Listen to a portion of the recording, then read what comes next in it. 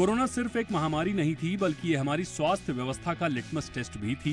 इसने भारत के health sector की कमियों को उजागर किया, लेकिन इसके बाद जो सुधार हुए उसने नई उम्मीदें भी जगा दी हैं। मजबूत इंफ्रास्ट्रक्चर, डॉक्टरों की बढ़ती संख्या और लोगों में बढ़ती जागरूकता ने इसे एक नए मुकाम पर पहुंचाया है। कोरोना के बाद भारत सरकार और प्राइवेट सेक्टर ने हेल्थ इंफ्रास्ट्रक्चर को मजबूत करने में कोई कसर नहीं छोड़ी। द लैंसेट की रिपोर्ट के मुताबिक भारत ने 2020 के बाद हेल्थ बजट में जबरदस्त इजाफा किया। 2021-22 में हेल्थ बजट 137% बढ़कर 2.24 लाख करोड़ रुपए हो गया। इसका असर आयुष्मान भारत जैसी योजनाओं में दिखा, जहां 50 करोड़ से ज्यादा लोगों को हेल्थ कवर देने का लक्ष्य रखा गया।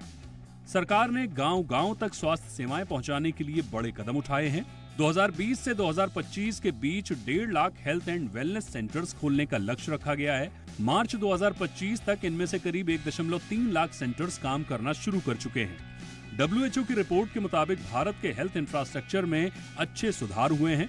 जहां 2020 में ऑक्सीजन की कमी से हाहाकार मच गया था, वहीं अब स्थिति अलग है।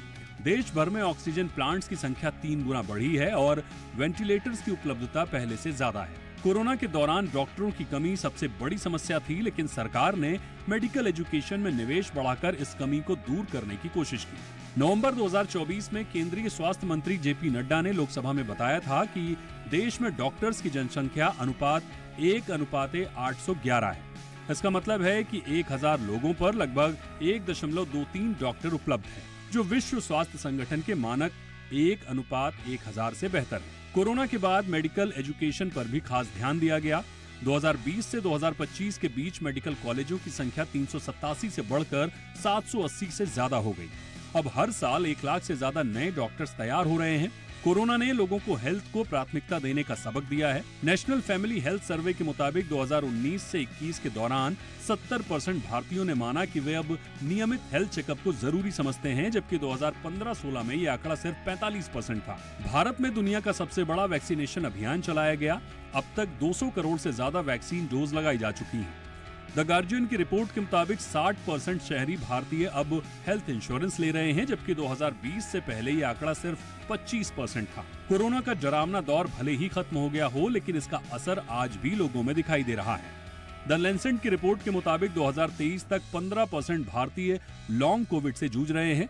लोगों में सांस लेने में दिक्कत, थकान और मेंटल हेल्थ से जुड़ी समस्याएं आम हो गई हैं।